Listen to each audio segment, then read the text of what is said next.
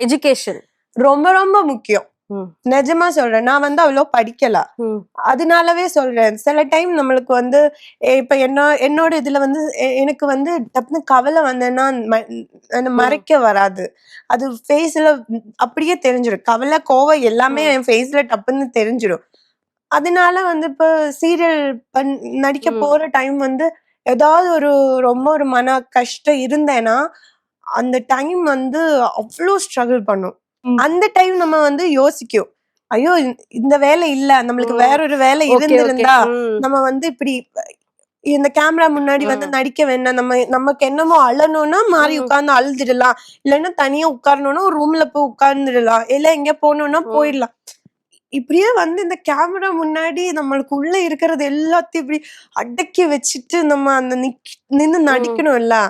அந்த டைம் தான் நிறைய யோசிச்சிருக்கேன். படிச்சிருந்துக்கணும், ஒழுங்கா படிச்சு ஏதாவது ஒரு வேலையை வாங்கி வச்சிருந்தா உனக்கு இது தேவை வந்திருந்துப்பயா, இல்லைன்னா உனக்கு அந்த டைம் உன்னால வேற எப்படியாவது அழுதோ எப்படியோ முடிச்சிருந்துக்கலாமே அப்படின்னு ஃபீல் ஆகும். ஸோ இது நிறைய டைம் யோசிச்சிருக்கேடா.